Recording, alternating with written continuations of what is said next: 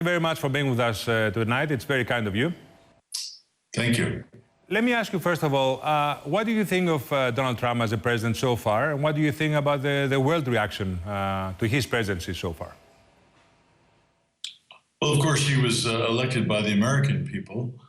He's not a candidate that ran to run the world government. So I think he's putting America first. And I think most people are saying he's very active. He's making significant changes and taking down the legacy of President Obama. So it's a radically different American political operation than we had in the last 8 years. Can I ask you, how did you cross paths with him, personally and intellectually, if you want? I met him over 20 years ago in Florida, in Palm Beach, where he was very active and actually remains active in philanthropy and charitable events, golf tournaments and black tie dinners to raise money, mostly for medical causes. Well, I think that Donald Trump is a doer. So he, of course, is a real estate magnate and a builder, and he is not a political actor. He never held political office, so he's really very much like, if you can imagine this, a businessman or a chief executive taking power. He makes lists, and he tries to fulfill the promises that he keeps on those lists. It's very much like a builder building a house. Let me ask you now, do you think the Eurozone as a whole is going to survive? What's your own assessment? Well, I think there certainly will be a Europe. Whether the Eurozone survives, I think is very much a question that is on the agenda. We've had the exit of the United Kingdom. There are elections in other European countries. So I think it's something that will be determined over the course of the next year, year and a half. I think it is interesting, from the perspective of Greece is, why is Greece again on the brink? It seems like a deja vu. Will it ever end? I think this time I would have to say that the odds are higher that Greece itself will break out of the euro. But, you said that the other day on an interview with Bloomberg and has created quite a bit of stir here. The thing is, I don't know how much you know about the Greek economy, but it's definitely not self-sufficient. We have to import even basic things like food in order to survive. How do you see Greece outside the Eurozone dealing with this kind of situation? Well, I think it may be a necessity. It's a good question. Why? To put the question why first, not how. If the IMF will not participate in a new bailout that does not include substantial debt relief, and that's what they're saying, then that more or less ensures a collision course with Eurozone creditors. Now, we all know that that primarily pressures Germany, which remains opposed to any such action. So I think this suggests that Greece might have to sever ties and do a Grexit and exit the euro. So that's the first fact. I think if you look at the reality, the situation is basically unfolding in a certain direction. What comes afterwards, I think, is a very interesting and important question.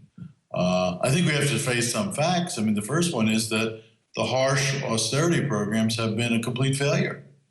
I've traveled to Greece. I know lots of Greek people. I have academic friends in Greece. And they say that these austerity plans are really deeply hurting the Greek people and that the situation is simply unsustainable. So you might have to ask the question if what comes next could possibly be worse than what's happening now. But do you think there's any chance that the US, given the circumstances, would ever finance Greek needs in the first couple of years? Because there's definitely going to be a deficit in the beginning. And we also have, as you know, security requirements, the neighborhood being what it is. Yeah, no, I think Greek-US relations are strong, could become stronger. I know some Greek economists who have even gone to leading think tanks in the United States to discuss this topic and the question of dollarization. Such a topic, of course, freaks out the Germans because they really don't want to hear such ideas. I think what Greece badly needs, if we were to think of it economically, and here I'm really putting on an economist hat, is supply-side reforms. It needs debt restructuring. It really needs debt relief. and I know people in Europe don't want to hear that, but these new plans should probably happen under the IMF or the World Bank, and they need to reduce the debt overhang. And that means, frankly, something that people in Germany and elsewhere have not been able to accept. It means a haircut to the lenders and to the banks in Germany, and probably, at least in my perspective, a return to the drachma. So the problem then is who and how will you manage that transition, to avoid all the chaos and now all the instability. Very, very major question, I think, on the immediate horizon. Now, let me ask you, because, your statements carry quite a heavy weight, because among other things, you've been rumored to be the next US ambassador to the EU. So let me ask you, first of all, is that definitely going to happen, the nomination, or is that something that's still in the works? Well, it's certainly in the works. It's a decision that's made by the president himself. I have obviously interviewed and talked to the transition team, so we're waiting on the announcement.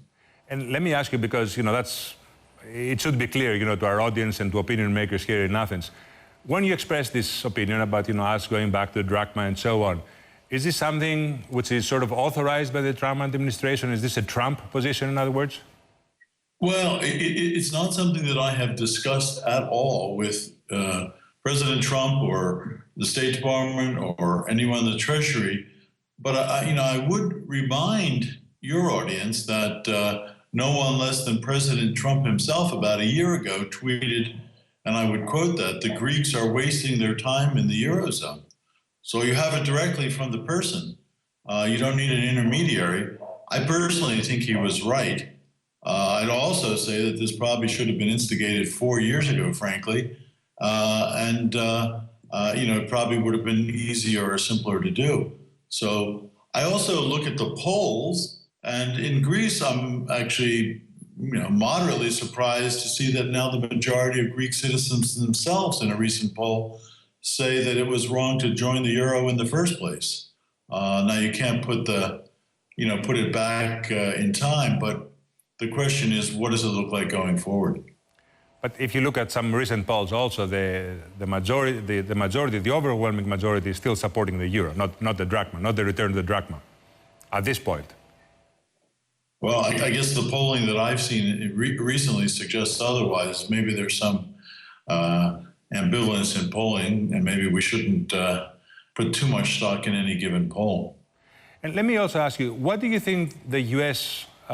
Position should be on whether the IMF should remain in the Greek program? There's a very important board meeting going on tonight when we're doing this interview. And what do you think the U.S. official position is going to be with this new administration on that?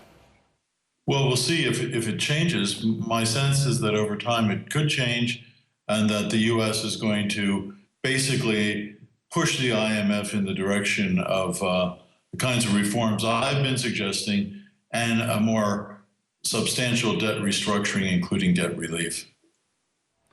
And if you spoke to the Greek Prime Minister, what kind of advice would you give him? Because one side is what you're saying about the debt relief and so on, but you're also talking about some very drastic reforms within the country. Isn't that the case? Or? Well, we've been through this, it seems like, 4 or 5 times. So I would ask the question, again, as an economist, a market-based economist, how can we get growth to return to the Greek economy? That should be the goal. How can you increase private sector activity? How can you actually bring about tax reduction? How can you instigate more private-public partnerships? How can you make the Greek economy more competitive?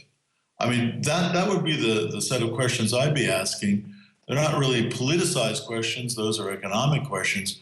But frankly, I don't see how you do that inside a euro that's tilted towards other players in Central Europe and Germany. And out of curiosity, have you met any Greek politicians that you have discussed this with? I haven't met any Greek politicians. I have met any number of really fine Greek economists, both at Oxford and in the United States. Have you met Mr. Varoufakis by any chance? I've never met him, but I've certainly read stories about him. I'd love to meet him. Okay.